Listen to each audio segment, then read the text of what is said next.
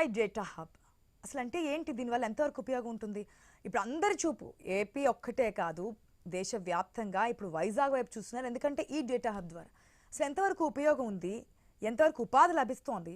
IT minister Lokesh కూడా comment చేశారు, 1,88,000 వరకు ఉద్యోగాలు వస్తున్నాయి. మేము ఏదైతే మొదటిగా ఒక శ్రీకారం చుట్టాము, 20 లక్షల ఉద్యోగం ఇస్తామని చెప్పి ఏదైతే మేము అనౌన్స్ చేస్తామో దాంట్లో భాగంగా ఇదంతా చేస్తున్నాము, తప్పకుండా ఇచ్చి తీరుతామని. నిజంగా ఇంతమందికి ఉపాధి లభించే అవకాశం ఉంటుంది. అది ఇంకా ముందు ముందు ఏ విధంగా డెవలప్ అయ్యే ఛాన్స్ ఉన్నాయి, ఇవన్నీ కూడా మాట్లాడదాం. నల్లమూరి శ్రీధర్ గారు మనతో పాటు జాయిన్ అయి ఉన్నారు. శ్రీధర్ గారు నమస్తే అండి. శ్రీధర్ గారు, అసలు ఏఐ డేటా హబ్ చాలా మంది చాలా అని చెప్తున్నారు, దీని ద్వారా ఎంతో మంది మేలు జరుగుతుందని చెప్తున్నారు. అసలు ఈ ఏఐ డేటా హబ్ అంటే ఏంటి, దీనివల్ల కలిగే ఉపయోగాలు ఏంటి, ఎంతమందికి ఉపాధి కలిగే అవకాశం ఉంది, రానున్న రోజులు ఇంకే ఏ విధంగా డెవలప్ అయ్యే ఛాన్స్ ఉంది? మీరు ఇంతకుముందు ఒక మంచి మాట అన్నారు. ఇక్కడ దేశమంతా కూడా వైజాగ్ వైపు చూస్తుందని చెప్పేసి అని.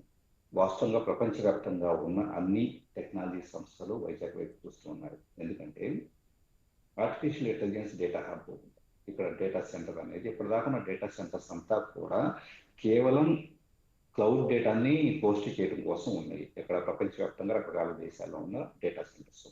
కానీ ఇక్కడ ఏఐ డేటా హబ్ వచ్చేటప్పటికి ఆర్టిఫిషియల్ ఇంటెలిజెన్స్ ఈరోజు మనం వాడుతున్న రకరకాల మోడల్స్ ట్రైనింగ్ కోసం, అంటే సంథింగ్ మనం గూగుల్ జెమినీలో కావచ్చు లేదా చాట్ జీపీటీ ఓపెన్ అయ్యి కానీ ఒక ప్రాంప్ట్ ఇచ్చినప్పుడు ఏం జరుగుతుంది, ఆ ప్రాంప్ట్లో మనం వాడిన కీవర్డ్స్ని బేస్ చేసుకొని మనకు కావాల్సిన అవుట్పుట్ ఏంటి అన్నది అక్కడ డేటా సెంటర్లో ఉండే ఎగ్జిస్టింగ్ డేటా, ట్రైన్డ్ డేటా ఏదైతే ఉంటుందో ఆ డేటా ద్వారా న్యూరల్ నెట్వర్క్స్ కనెక్ట్ అయ్యేసి మనకు అప్పటికప్పుడు ఫ్రాక్షన్ ఆఫ్ సెకండ్ అవుట్పుట్ వస్తుందంటే అది ఎలా జరుగుతుందంటే కనుక ఆర్టిఫిషియల్ ఇంటెలిజెన్స్ డేటా సెంటర్ ద్వారా మనకు ఆ డేటా అనేది వస్తూ ఉంటుంది. అంటే ప్రపంచవ్యాప్తంగా ఏఐ అడాప్షన్ అనేది ఇటీవలి కాలంలో చాలా తక్కువ టైం యాక్చువల్లీ ఏ అడాప్షన్ స్టార్ట్ అయింది. ఇటీవలి కాలంలో పెరిగిన తర్వాత దాంట్లో మిగతా ఇప్పుడు ఓపెన్ ఏఐ వచ్చినా కూడా ఇది ఒక ఏజెంట్గా దానికంటే అడ్వాన్స్డ్గా గూగుల్ కొన్న వ్యాస్ట్ ఇన్ఫర్మేషన్ డేటాబేస్ ఆధారంగా ట్రైన్డ్ మోడల్స్ ఆధారంగా గూగుల్ వచ్చి ప్రపంచంలో ఒక డామినెంట్ పొజిషన్లో ఉంటుంది. సో ఈ డామినెంట్ పొజిషన్లో ఉన్న గూగుల్ సంస్థ నేరుగా వైజాగ్లో అది ఏఐ డేటా సెంటర్ పెట్టడం అనేది ఇప్పుడు ప్రపంచాన్ని ఆకర్షిస్తూ ఉండేది. ఇది మామూలు విషయం కాదు. చాలా మంది అనుకుంటూ ఉండొచ్చు ఏదో సంథింగ్ ఇంతకుముందు మీరు అన్నారు మైక్రోసాఫ్ట్ డెవలప్మెంట్ సెంటర్, ఇలాంటివన్నీ కూడా ఇట్స్ ఎ గుడ్ మూవ్ ఏది ఇండియాలోకి రావడం. కానీ ఇప్పటిదాకా ఇండియాలో నడిచిందంతా బీపీఓ, అలాగే ఐటీ సాఫ్ట్వేర్ డెవలప్మెంట్ కంపెనీస్ మాత్రం భారతదేశంలో ఉన్నాయి ఏది ఈ 25 సంవత్సరాల్లో. కానీ ఇక్కడ వస్తుంది బీపీఓ కాదు, సాఫ్ట్వేర్ డెవలప్మెంట్ కాదు, ఇట్స్ ఐటీ ఇన్ఫ్రాస్ట్రక్చర్. అంటే మనం ఫిజికల్ లెవెల్లో రోడ్లు ఇలాంటివంతా వైద్య సదుపాయాలు ఇలాంటి ఫిజికల్లో ఇన్ఫ్రాస్ట్రక్చర్ ఎలా పెంచుకుంటూ ఉంటామో, ఉదాహరణకి దేశవ్యాప్తంగా కూడా హైవేస్ 6 లేన్స్ హైవేస్ వేయడం ద్వారా ఏమైంది, ట్రాన్స్పోర్టేషన్ పెరిగింది, రకరకాల నగరాల మధ్య ఎలాగైతే కనుక టైం అనేది తగ్గిందో, ట్రావెల్ టైం అనేది ఆటోమేటిక్ ఏమైందంటే కనుక ఓవరాల్ ఎకానమీకి అది బాగా మౌలిక సదుపాయాలు ఎప్పుడు కూడా ఎకానమీకి హెల్ప్ అవుతూ ఉంటాయి. సేమ్ అలాంటి మౌలిక సదుపాయాలు అలాంటి ఇన్ఫ్రాస్ట్రక్చర్ అనేది ఈరోజు ఏఐ ఇన్ఫ్రాస్ట్రక్చర్ అనేది మన దేశానికి వస్తూ ఉంది. ప్రపంచంలో ఏఐ ఇన్ఫ్రాస్ట్రక్చర్కి ఉన్న డిమాండ్ ఇప్పుడున్న పరిస్థితిలో హైయెస్ట్ అండి. అది గూగుల్ ఇక్కడ ఇన్వెస్ట్ చేయడం అనేది ఒక చాలా గొప్ప మూవ్. రెండోది, ఇది ప్రపంచం మొత్తంలో మిగతా సంస్థలు అంతా వైజాగ్ వైపు చూడటం కోసం ఓకే గూగుల్ ఇక్కడ ఇన్వెస్ట్ చేసిందంటే కనుక ఖచ్చితంగా మనం అక్కడికి వెళ్తే ఆపర్చునిటీస్ ఉంటాయి అని చెప్పేసి ఒక దగ్గర ఎకో సిస్టమ్ డెవలప్ కావడానికి ఇక్కడ అది స్టార్టింగ్ పాయింట్కి మనం చెప్పొచ్చు. భారతదేశానికి ఇక్కడ చాలా మంది ఆంధ్రప్రదేశ్ వైజాగ్ స్థాయిలో ఆలోచిస్తున్నారు. భారతదేశం అనేది ఇప్పుడు మారుతున్న పరిస్థితుల్లో ఖచ్చితంగా ఒక ప్రామినెంట్ పొజిషన్కి, ఒక నెంబర్ 1 పొజిషన్కి ఎదగటానికి కావాల్సిన ఒక ఫస్ట్ మూవ్గా దీన్ని కన్సిడర్ చేయొచ్చు. ఎందుకంటే యుఎస్లో మనం ఇంతకుముందు ట్రంప్ విధానాలు చూస్తూ ఉన్నాం. ఎక్కడక్కడ మాకు లోకల్లోగా మేము రిక్రూట్ చేసుకుంటాం, ఇక్కడ టాలెంట్ని పెంచుకుంటాం అని చెప్పేసి మాట్లాడుతున్నప్పుడు ఈ రోజు యుఎస్కి వెళ్ళి యుఎస్ ఎకానమీ కంట్రిబ్యూట్ చేసింది ఎవరండి? మన ఇండియన్స్, చైనా వాళ్ళు. ప్రపంచంలో రకరకాల పీపుల్ అక్కడికి వెళ్ళి సెటిల్ అయ్యేసి అక్కడ ఉండే కంపెనీలకి వర్క్ చేసి అక్కడ ఎకానమీని పెంచితే సో మీరు అవసరం లేదు మీరు వెళ్ళిపోండి అని చెప్పేసి అనే పద్ధతులు ఈ రోజు అక్కడ ఉన్నప్పుడు ఇది ఒక గొప్ప మూవ్. గూగుల్ లాంటి సంస్థ ట్రంప్ ఎక్కడ మీరు ఇన్వెస్ట్ చేయొద్దు, మీరు ఇక్కడే యూఎస్లో ఉండండి అన్నా కూడా వాటిని బేఖాతరు చేసేసి ఇక్కడ మన దగ్గరికి వచ్చేసి ఇన్వెస్ట్ చేయడం అనేది ఒకటే. ఎక్కడ డెవలప్మెంట్ ఉంటే అక్కడ ఇన్ఫ్రాస్ట్రక్చర్ పెంచుకుంటే కంపెనీస్. ఉమ్. సో ఇక్కడ డెవలప్మెంట్ ఉంది, ఇక్కడ ఆపర్చునిటీస్ ఉన్నాయి, ఇక్కడ టాలెంటెడ్ పీపుల్ ఉన్నారు కాబట్టి ఇక్కడ వస్తానికి వాళ్ళు నిర్ణయం తీసుకున్నారు. దానిని మనం రాజకీయాలకు అతీతంగా, మన విమర్శలకే తెలిసి తిరిగిన విమర్శలకు అతీతంగా ఖచ్చితంగా ఇట్స్ అన్ ఆపర్చునిటీ. ఏది ఇక్కడ ఉండే లోకల్ టాలెంట్ ఎప్పుడు మంచి అవకాశాలు పొందడానికి అన్నట్టుగా మనం తీసుకొని వెల్కమ్ చేయాల్సిన అవసరం ఉంది. సో ఇది ట్రంప్ కూడా ఒక విధంగా చెంపపెట్టే అనుకోవచ్చు, ఎందుకంటే మేము టార్ఫుల్ పెంచుతామని కానీ H1B వీసాలకు సంబంధించి కానీ, అంటే వాళ్ళ లోకల్ వాళ్ళనే ఇంప్రెస్ చేయలేదంటే వాళ్ళనే మనం ఇంకా ఎదిగేటట్టు చేయాలి, మన ఇండియన్స్ వద్దు అనే విధంగా ఏదైతే చెప్పారో అది మనకి ఒక విధంగా చూసుకున్నా, ఎన్ని విధాలుగా చూసుకున్నా పాజిటివ్ అవుతుంది. ఇంకొకటి సార్, ఏదైతే 12 దేశాలను అనుసంధానిస్తూ కూడా సముద్రం నుంచి కేబుల్ లైన్స్ వేస్తున్నారు, అదేవిధంగా 5 సంవత్సరాల్లో మనకి 1,33,000 కోట్ల పెట్టుబడులు పెడతామంటున్నారు. దీనివల్ల ఎంతమందికి ఉపాధి అవకాశాలు రానున్న రోజుల్లో ఇంకే విధంగా ఉండే ఛాన్స్ ఉందనుకోవచ్చు. మన హైదరాబాద్ చూసుకుంటే కనుక ఐటీకి సంబంధించి అప్పట్లో ఈ విధంగా అనేవారు, ఏ విధంగా ఉంటుంది, అసలు ఏముంటుంది, ఎందుకు పెడుతున్నారని చెప్పి. అప్పుడు కూడా సీఎం చంద్రబాబే అక్కడ, ఇప్పుడు ఏపీలో సీఎం చంద్రబాబే ఉన్నారు. దీన్ని రానున్న రోజుల్లో ఇప్పుడు ఐటీ హబ్గా ఏదైతే హైదరాబాద్ చూస్తున్నామో, ఏఐ హబ్గా మనం వైజాగ్ వచ్చే ఛాన్సెస్ ఉన్నాయనుకోవచ్చా? అది ఎంత తొందరలో? ఖచ్చితంగా వస్తుందండి. ఎందుకంటే ఇప్పుడు హైదరాబాద్ 98లో మనకి హైటెక్ సిటీ పెట్టిన తర్వాత, అరౌండ్ 2000లో మైక్రోసాఫ్ట్ డెవలప్మెంట్ సెంటర్ వచ్చిన తర్వాత హైదరాబాద్ ఎంత ఎక్స్టెన్సివ్గా పెరగడానికి 25 సంవత్సరాలు పట్టింది. సో 2015 దగ్గర నుంచి మెల్లగా గ్రోత్ అవుతూ ఇంత ఎక్స్టెన్సివ్గా పెరిగింది. చాలా ప్రాంతాలు మనమే చూస్తే కనుక చాలా ప్రాంతాలు జస్ట్ ముళ్ళ పొదలు ఉండేవి కాస్త ఈ రోజు వచ్చేటప్పటికి మల్టీ షేర్ బిల్డింగ్స్ ఇలాగా వచ్చేస్తున్నాయి. సో ఈ టైప్ ఆఫ్ డెవలప్మెంట్ 23 years పట్టింది. కాస్త చాలా మంది అనుకోవచ్చు వైజాగ్ కూడా అంత టైం పట్టొచ్చు అని చెప్పేసి. Actually Vizag already developed city infrastructure point of వ్యూలో. అంటే ఇప్పుడు స్క్రాచ్ లో 0 లెవెల్లో లేదు, ఫస్ట్ అది గుర్తుపెట్టుకోవాలి. అంటే బిల్డింగ్లు కట్టాలన్నా, నగరం అభివృద్ధి చెందాలన్నా రోడ్లన్నీ బాగున్నాయి, అలాగే ట్రాన్స్పోర్టేషన్ బాగుంది, అలాగే సీ ఫెసిలిటీ బాగుంది, అన్ని ఎయిర్పోర్ట్ ఉంది, ఇలాగ అన్ని రకాలుగా కూడా ఎగ్జిస్టింగ్ అది డెవలప్ అయ్యింది. అంటే బేసిక్ ఇన్ఫ్రాస్ట్రక్చర్ అవసరం లేదు. రెండోది కాబట్టి వెంటనే డెవలప్ అయ్యే స్కోప్ ఉంటుంది. రెండోది ఐటీ అంటే అక్కడ మనకు హైదరాబాద్లో హైటెక్ సిటీ వచ్చినప్పుడు విండోస్ 3.1, విండోస్ 95 ఇవి మాత్రమే ఉండే టైంలో వాస్తవంగా ఐటీ అంటే అవేర్నెస్ లేదు. అప్పట్లో విపరీతంగా విమర్శ వచ్చింది ఈ ఐటీ కూడి పెడుతుందా లేదా అది అని చెప్పేసి అని. అప్పటికి ఇప్పటికీ ఐటీ ఫలాలు మనం చూస్తూ ఉన్నాం. ప్రతి ఒక్కళ్ళు ఈరోజు ఆడి కార్లో తిరుగుతున్నారు, విల్లాలు కొనుక్కుంటున్నారు. అంటే కనుక అట్లీస్ట్ మన యొక్క తలసరి ఆదాయము పెరిగిందంటే కనుక లగ్జరీస్ గా మనం బతకగలుగుతున్నాం అంటే బికాస్ ఆఫ్ ఐటీని. అది డైరెక్ట్ ఆర్ ఇండైరెక్ట్ ఎంప్లాయ్మెంట్. అంటే అందరూ ఐటీ జాబ్స్ చేసి ఉండకపోవచ్చు. మీరు ఉద్యోగాలు క్వాంటిటీ అడుగుతున్నారు కాబట్టి ఇక్కడి నుంచి నేను వస్తాను. ఎప్పుడైతే ఈ రోజు ప్రతి ఒక్కళ్ళము కూడా కనీసం 50,000, 1,00,000, 2,00,000 కనీసం లేదా ఒక 30,000 సంపాదించగలుగుతున్నారు. ఒకప్పుడు 5,000 సంపాదించుకునే వాళ్ళంతా 30,000, 50,000 యావరేజ్గా ఎలా సంపాదించుకుంటున్నారంటే ఎక్కడి నుంచి వస్తున్నాయి? Because of the economy grow అవ్వటం వలన తలసరి ఆదాయం అనేది పెరిగింది. ఇప్పుడు ఐటీలో సాఫ్ట్వేర్ ఉద్యోగులు మాత్రమే కాదు, ఏది ఇప్పటిదాకా చూసిన ఐటీలో, సో ఇండైరెక్ట్ గా వచ్చేటప్పటికి రకరకాల ఎకో సిస్టమ్ డెవలప్ కావడం ద్వారా ట్రాన్స్పోర్టేషన్ దగ్గర నుంచి ఐటీ ఎనేబుల్డ్ సర్వీసెస్ దగ్గర నుంచి వెండర్ సర్వీసెస్ దగ్గర నుంచి ఎన్నో పెరగటం వల్ల ఎంతమంది పరోక్షంగా ఉపాధిని పొందడం జరిగింది. Same it applies here also. ఎక్కడ ఏఈ డేటా సెంటర్ ఏ హబ్గా వైజాగ్ మార్చడం వలన డైరెక్ట్ ఎంప్లాయ్మెంట్ ని మనం చూద్దాం. ఒక ప్రెస్ ఇన్ఫర్మేషన్ బ్యూరో డైరెక్ట్ గా ఇచ్చిన దీని ప్రకారం వచ్చేటప్పటికి మ్యాక్సిమం ఏది యూనిట్ లో 6,000 to 8,000 పీపుల్ వరకు వర్క్ చేసే అవకాశం ఉందని చెప్పేసి ఉన్నారు. 6,000కి ఎంత ఇదే అని చెప్పేసి అని అనుకోవచ్చు పీపుల్.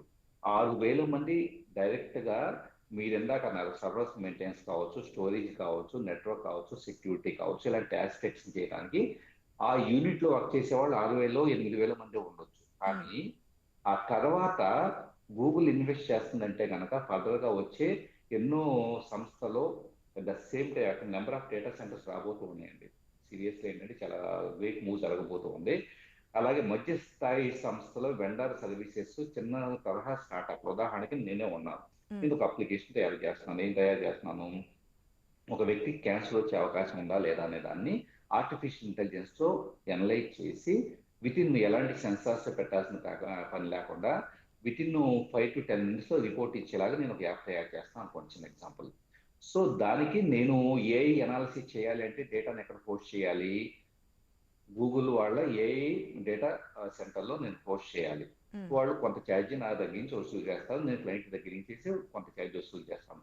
ఇదంతా జరగటానికి వచ్చేటప్పటికి నేను కంపెనీని ఎక్కడ పెట్టే అవకాశం ఉంటుంది? వైజాగ్ అయితే కనుక ఎవ్రీథింగ్ ఈజీగా ఉంటుందని చెప్పేసి వైజాగ్లో పెట్టే స్కోప్ అనేది ఉంటుంది. అంటే ఎక్కువ సిస్టమ్ డెవలప్ కావటం అంటే ఇది.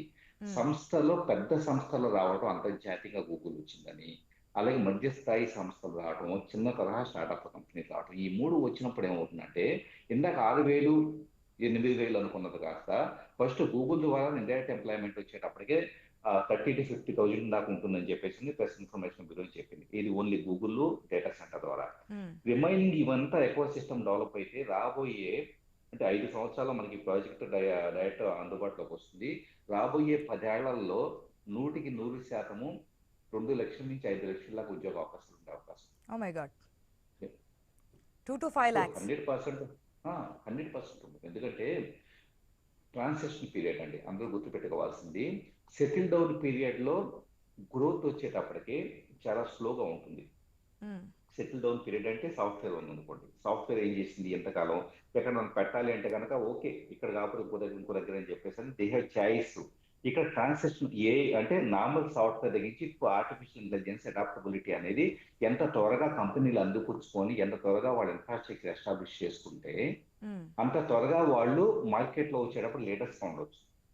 అంటే ఏఐలో ఎంత కాంపిటేటివ్నెస్ ఉంటుందంటే ఫస్ట్ ఆఫ్ ఆల్ ఏఐకి ఇన్ఫ్రాస్ట్రక్చర్ కావాలి. ఇంతకుముందు మీరు అన్నారు ఏఐ మోడలింగ్ చేయాలి అంటే కనుక హై అండ్ చిప్ సెట్ కావాలి, జిపియూస్ కావాలి. ఆ ప్రాసెసింగ్ అంతా కూడా ఎప్పటికప్పుడు ఫాస్ట్ గా చేయడం ఇన్ఫ్రాస్ట్రక్చర్ ఒక దగ్గర కనెక్టేట్ చేయాలి. చేసినప్పుడే they can start their operations కదా.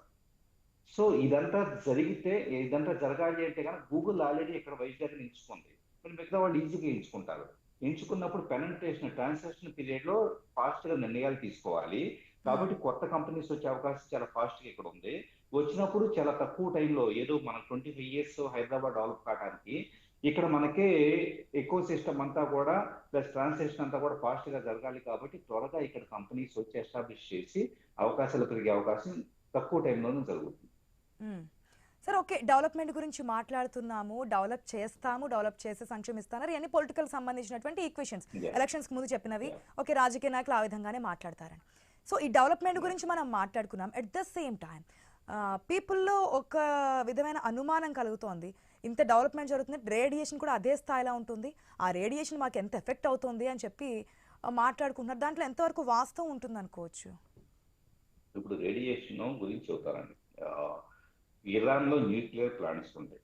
ఓకే, న్యూక్లియర్ ఎనర్జీ చాలా ఎక్స్ప్లోజివ్ నేచర్ ఉండే న్యూక్లియర్ ఎనర్జీ ఉంటుంది. ఇరాన్ ప్లాంట్ నియర్ బై కూడా ఎవరు ఎలాంటి ఇబ్బందులు ఫేస్ చేయరండి. సీరియస్లీ ఇవన్నీ ఇప్పుడు నేను పవర్ ప్లాంట్స్ ఏపీలోనే ఏపీ తెలంగాణలో ఉండే రకరకాల పవర్ ప్లాంట్స్ నేను సైబర్ సెక్యూరిటీ మీద ట్రైనింగ్ ఇస్తూ ఉంటాను. అంటే ఎన్టీపీసీ లేకపోతే వీటీపీఎస్ ఇలాంటి ట్రైనింగ్ ఇన్స్టిట్యూట్ లో నేను పవర్ ప్లాంట్స్ ఎలాగా సెక్యూరిటీగా ఉంచుకోవాలి వీటన్నిటి మీద ట్రైనింగ్ ఇస్తూ ఉంటాను. అయితే ఆ ప్లాంట్స్కి వెళ్ళినప్పుడు వాస్తవంగా కార్బన్ డైఆక్సైడ్, కార్బన్ మోనాక్సైడ్ రకరకాల వాయువులు బయటకి ఏటి నుంచి రిలీజ్ అవుతూ ఉంటాయి. అయినా కూడా ఆ సరౌండింగ్ పీపుల్ అంతా కూడా ఎలాంటి ఇబ్బందులు ఫేస్ చేయకుండా మొత్తం గ్రీనరీ తగ్గించి ఎన్నో రకాల థింగ్స్ ఉంటాయి. అంటే ప్రతి దానికి కూడా గ్రీన్ ట్రిబ్యునల్ లో ఒక పర్మిషన్ ఇవ్వడానికి సంబంధించి దానికి ఒక 100% అక్కడ కావాల్సిన రిక్వైర్మెంట్స్ ఇచ్చేస్తూ ఉంటారు. రెండోది ఇదంతా నేను ఎందుకు చెబుతున్నా అంటే ఇప్పుడు 5G ఉంది, మీకు గుర్తుండే ఉంటుంది. 5G వచ్చేటప్పుడు పక్షులు చనిపోతున్నాయి, మనుషులు కూడా ప్రమాదం, జనాలు కూడా చనిపోతారు, రేడియేషన్ వల్ల బ్రెయిన్ ట్యూమర్స్ వస్తాయని ఎన్నో రకాల ప్రచారం జరిగింది. మరి అదే 5Gని మాట్లాడిన వాళ్ళు కూడా ఈరోజు వాడుతూ ఉంటారు. అంటే పర్యావరణం గురించి మాట్లాడబోయే ఇంకా దీని గురించి ప్లాంట్ దగ్గర నుంచి మన యూనిట్ దగ్గర రాబోయే ముందు ఇంకొక విషయం చూద్దాం.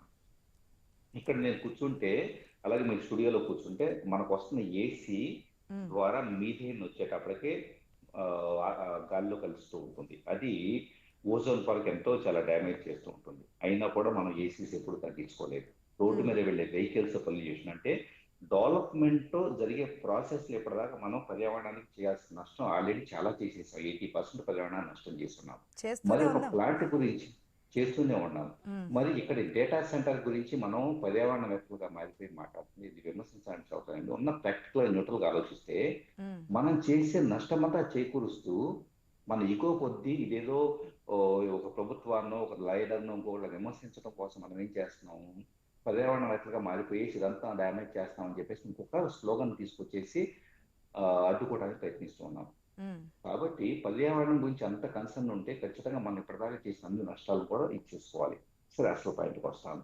ఇప్పుడు ఈ పర్టికులర్ దీంట్లో హీట్ ఎమిషన్ జరిగే స్కోప్ ఖచ్చితంగా ఉంటుంది. ఎక్కువ అంటే కనుక డేటా ప్రాసెసింగ్లో వచ్చేటప్పటికి ముఖ్యంగా గ్రాఫిక్ ప్రాసెసర్లో వచ్చేటప్పటికి విపరీత హీట్ ప్రొడ్యూస్ చేస్తాయి.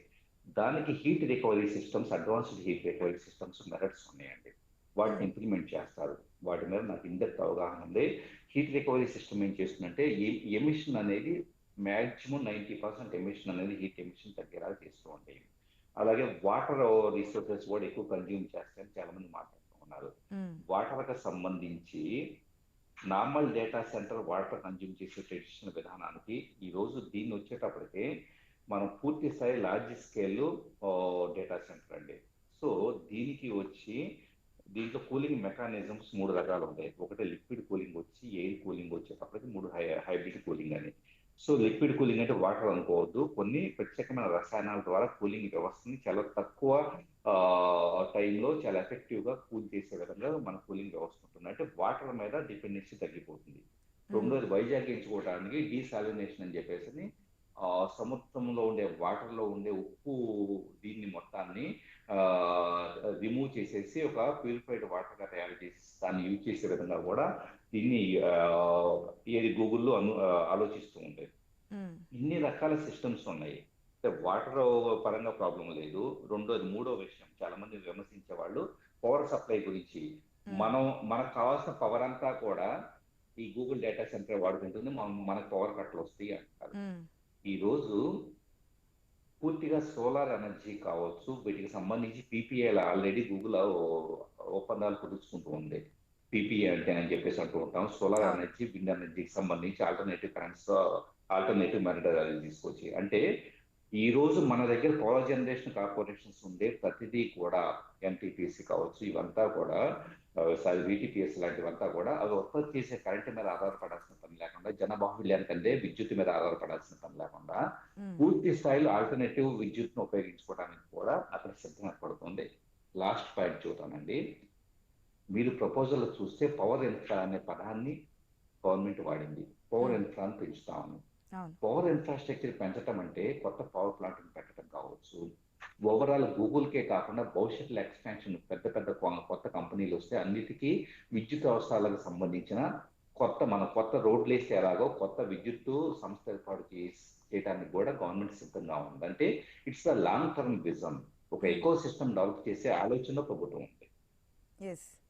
ఎస్, ఇప్పటివరకు ఏదైతే ఉద్యోగాల కోసం పక్క రాష్ట్రాలకి పక్క దేశాలకి వెళ్ళారో అదే ఉద్యోగాల కోసం మన దేశానికి ఏపీ రాష్ట్రానికి వైజాగ్ వచ్చే ఛాన్స్ ఉందనుకోవచ్చు రాబోయే రోజుల్లో, క్లియర్ కట్గా.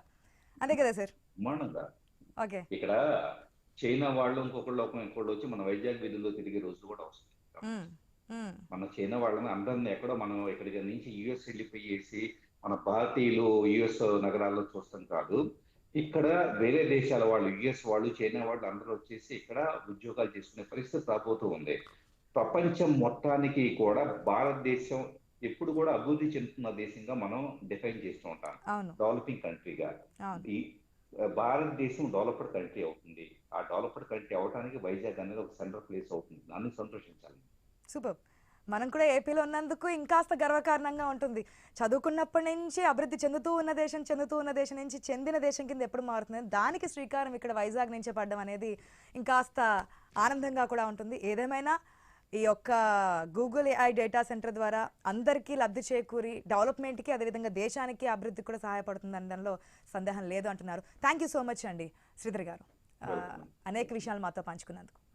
రైట్, మొత్తంగా ఏఐ డేటా సెంటర్ ద్వారా ఏపీ రాష్ట్రానికి కాదు దేశానికి కూడా తలమానికగా మారబోతుంది. ప్రపంచ దేశాలని కూడా ఏపీ వైపు చూసే అవకాశం ఉంటుంది. అభివృద్ధి చెందుతున్న దేశం నుంచి అభివృద్ధి చెందిన దేశంగా మన భారతదేశం మారడానికి ఈ ఏఐ డేటా సెంటర్ అనేది కీలకం కాబోతుందని చెప్తున్నారు. Short break.